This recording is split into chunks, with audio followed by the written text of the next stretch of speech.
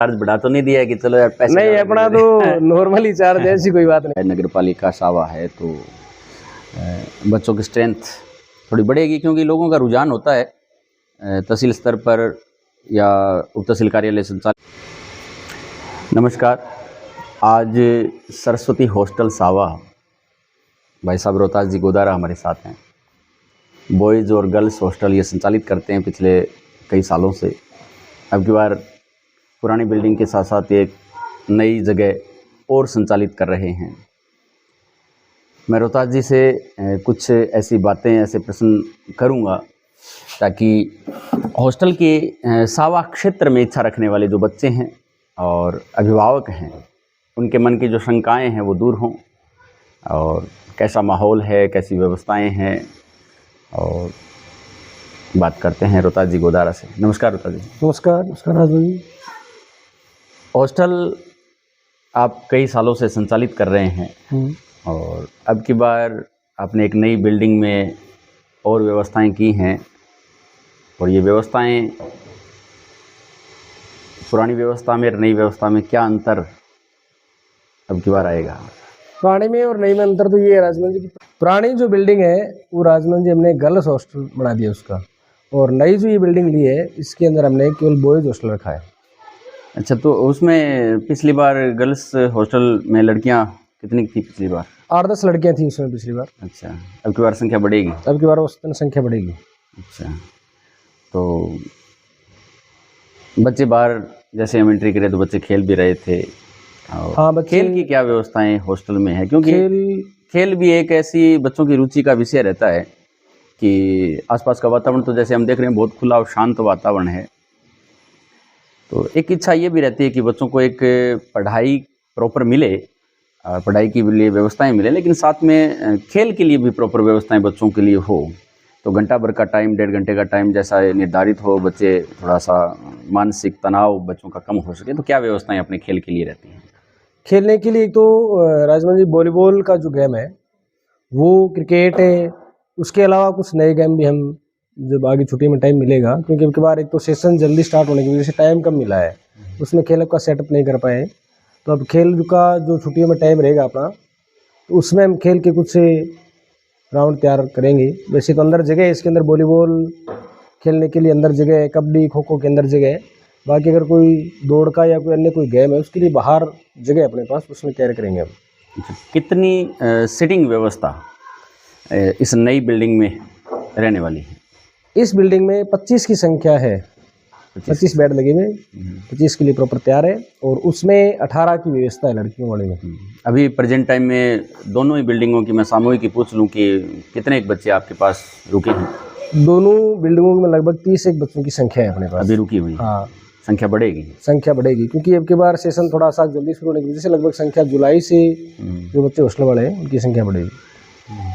तो अब की बार समय से पहले सेशन जो शुरू हो रहा है, हुआ है, तो उसका कोई नेगेटिव पॉजिटिव क्या फ़र्क आपको देखने को मिल रहा है हॉस्टल लाइफ में? देखिए, वैसे तो कोई विशेष प्रभाव नहीं है राजन जी, लेकिन कुछ ऐसा है कि थोड़ा बहुत प्रभाव है। अभी तक गार्जियन पूरी तरह से तैयार भी नहीं है, क्योंकि बीच में गैप आ गया 1 महीने का। उस गैप के लिए, क्योंकि एडमिशन पीरियड चलता है 15 दिन, वैसे टाइम ख़राब हो जाता है। उसके बाद सोचते हैं गार्जियन की उस जुलाई में रखेंगे, क्योंकि 1 महीने का गैप आ जाता है बीच में। यानी कि थोड़ा बहुत देखें तो ये पॉजिटिव असर तो है ही, लेकिन समय से पहले अगर हमारी तैयारियां, हम पेपर के लिए तैयार होंगे, बीच का 1.5 महीने का आपने जो गैप बताया महीने भर का, तो उसका हॉस्टल पर थोड़ा सा असर है कि थोड़ा सा, हाँ, गार्जियन देख रहे हैं कि जुलाई में बच्चों को हॉस्टल करेंगे, लेकिन शिक्षा की दृष्टि से देखा जाए तो 1.5 महीने है। शिक्षा की दृष्टि से बढ़िया है, बढ़िया। बोर्ड क्लासों के लिए कि सिलेबस हो जाएगा, बच्चे 1 महीने बीच में तैयारी करेंगे, जो पढ़ने वाले स्टूडेंट हैं उनके लिए फ़ायदा है, क्योंकि सिलेबस अगर कुछ हो जाए कवर, तो बीच में जो गैप मिलता है तो उसमें बच्चे तैयारी करेंगे। वरना तो अगर गैप मिलता था उसमें केवल 11वीं वाला ही होता था, उसके बाद बच्चे फ्री हो जाते थे, तैयारी नहीं कर पाते थे। अब अगर किसी सब्जेक्ट का 5-7 लेसन अगर होते हैं तो बच्चे को टाइम मिलता है तैयारी करने के लिए। तो कितने गांव से आपके पास 30-35 बच्चे जो आप बता रहे हैं, लगभग कितने गांव से रुके हुए हैं बच्चे? यहाँ जो बच्चे हैं सर, लगभग अपने जो स्कूल में बच्चे आते हैं बसों से, उनके अलावा बाहर से बच्चे हैं लगभग बादरा, नौर, राजगढ़, तारानगर सभी क्षेत्र से हैं, सरदारसर से भी हैं। दूर से हैं। हाँ, दूर से हैं। तो सावा एक ग्रामीण क्षेत्र देखते हुए अब नया नया शहर बना सावा है, नगर पालिका सावा है, तो बच्चों की स्ट्रेंथ थोड़ी बढ़ेगी क्योंकि लोगों का रुझान होता है तहसील स्तर पर या उप तहसील कार्यालय संचालित है और नगर पालिका नया गठन हुआ है, तो गार्जियन का भी एक व्यू बनता है कि चलो जो सावा नहीं आ रहे थे वो भी सोच रहे हैं कि सावा आएंगे, बच्चों को शिक्षा की दृष्टि से सावा कैसा लगता है बाकी अन्य जगहों की बजाय सावा? अन्य जगहों की अगर तुलना करें हम, एक तो यहाँ अभी तक कोई बड़ी सिटी का माहौल नहीं है, भीड़ भाड़ वाला इलाका नहीं है, कोई ज़्यादा दूर के बच्चे नहीं हैं, एकदम शांत माहौल है गांव जैसा। क्योंकि बड़ी सिटियों में अगर बच्चे को हम भेजेंगे तो वहाँ भीड़ में बच्चा खो जाता है राजन जी। समस्या आती है कुछ से नहीं कि बच्चा अचानक बाहर जाता है, किसी दूसरे बच्चे का साथ इधर मिल जाए, उसमें समस्या यहाँ बिल्कुल सिंपल है, गाँव जैसी सुविधाएँ, भीड़ नहीं है। क्योंकि मेरा बच्चा अगर बाहर हॉस्टल से बाज़ार में जाएगा तो भी वो आपकी जैसे नज़र में रहेगा, क्योंकि भीड़ नहीं है यहाँ पे।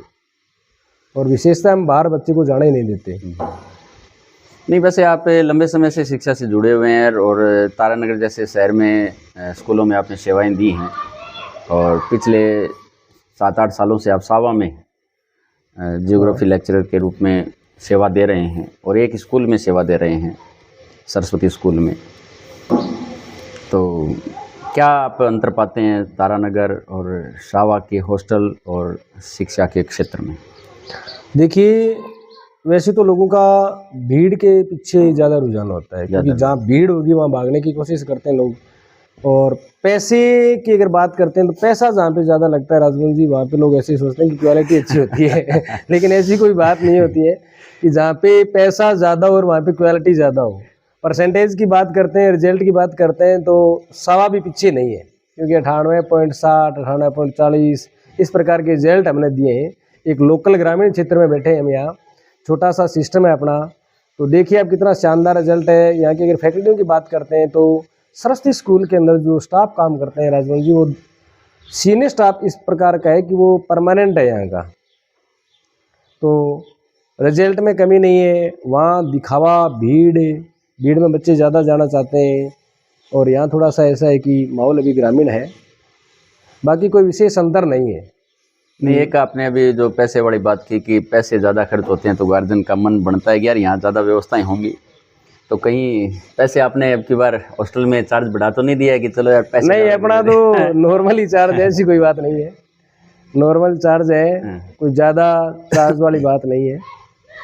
नहीं, कई जगह ये भी देखने को मिलता है रोता जी, सुनते हैं अपने साथ वाले लोग हैं, उन्हीं के बच्चे जाते हैं हॉस्टल, तो फीस एडवांस जैसे 12 महीने की कई जगह जमा करवा लेते हैं और बीच में अगर बच्चे का मन ना लगे तो बच्चे वापस आते हैं। तो बड़े शहरों से जैसे कोटा की बात करें, सीकर की बात करें, तो उन हॉस्टल फीस का एक इश्यू गार्जियन को बड़ा व्यथित करता है कि फीस कई बार वापस नहीं हो पाती है। तो अपने यहाँ क्या इसका एक रीज़न है राजमोहन जी कि हॉस्टलों में बड़े जो सिटियों में हॉस्टल चलाते हैं, बिल्डिंग का किराया बहुत है, लोगों को फिक्स सीटें होती हैं उनके पास और एक टाइम होता है उसके अंदर वो सीटें भर जाती हैं, उसके बाद में उसकी सीट खाली रह जाती है 12 महीने। तो उसकी दृष्टि से देखें तो उसका जायज़ है कि अगर 6 महीने की उसके पास फीस जमा है तो उसका खर्चा किराया बड़ा निकल गया।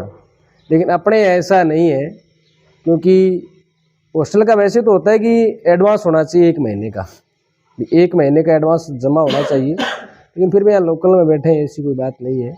यहाँ जो गार्जियन आते हैं मतलब वो परिचित हैं, अपने जानकार हैं, तो हाँ उनका है, जमा हो गई वो वापस नहीं देगी, चाहे कोचिंग वाला और चाहे स्कूल वाला और चाहे हॉस्टल वाला हो। एक आपकी बिल्डिंग का हम निरीक्षण कह लो, भ्रमण कह लो, हम कर रहे थे, तो एक सेकंड मंजिल पर एक छोटी सी कुटिया हमें अलग प्रकार से, जैसे वहाँ पर कोई गार्ड शादी या कोई रुकना चाहे तो पूरी हॉस्टल पर उससे निगरानी रह सकती है। हाँ, वो एक छोटा गेस्ट हाउस सा बना हुआ है, रूम बना हुआ है। तो यहाँ जो 12-13 रूम है उसके अलावा एक छोटा रूम है, इसमें अगर हॉस्टल वार्डन रहे तो ठीक है, क्योंकि पूरे हॉस्टल नीचे वाली बिल्डिंग और ऊपर वाली बिल्डिंग को भी देख सकता है, कोई आए वहाँ गेस्ट अगर रुकना चाहिए तो भी कोई दिक्कत वाली बात नहीं है, उसमें वो सेपरेट अलग है। तो सावा में और भी हॉस्टल संचालित है? सावा में है 1-2 हॉस्टल और भी है, लेकिन हमने जो संचालित किया था 2022 में, तो बड़ी समस्या थी यहाँ पे हॉस्टल की, लेकिन धीरे धीरे 4 साल में हमने प्रोग्रेस की हाँ, है। प्रॉपर व्यवस्थाएं नहीं मिल ठीक पाती है थी। बच्चों को, तो दिक्कत रहती है।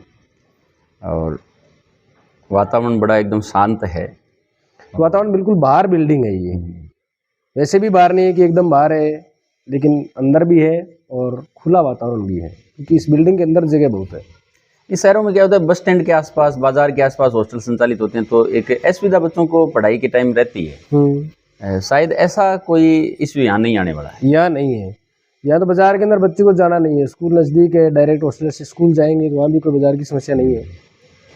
तो बच्चों के लिए खाने की क्या व्यवस्था है अपने हॉस्टल में? बच्चों में खाने के लिए नाश्ता, सुबह दोपहर को खाना, शाम को खाना। कई बार क्या है कि बच्चे छोटे आते हैं। हाँ। देख रहा था मैं कि छोटे छोटे बच्चे खेल रहे हैं, तो दोपहर और शाम के बीच में भी, और रात को अगर आप लेट तक पढ़ाओ तो भूख लग जाए बच्चों को। वैसे कोई समस्या नहीं है राजवन जी, खाने की विशेष समस्या है नहीं। चलो, बहुत शानदार आपकी व्यवस्थाएं रही। और फीस भी आपने बताया कि शहरों की तुलना में देखा जाए तो बहुत नॉर्मल फीस है, और बहुत शानदार खुले वातावरण में आपका हॉस्टल संचालित है। हम तो ये प्रार्थना करेंगे ईश्वर से कि सावा में जो ये सुविधा आप सब ने मुहैया कराई है, और ये सुविधा दिन दूनी रात चौगुनी बढ़े, और पिछले साल की बजाय इस साल आपका हॉस्टल का जो जीवन है वो और ज़्यादा सुखद और ज़्यादा समृद्धि भरा रहे। बहुत बहुत धन्यवाद। Thank you. धन्यवाद।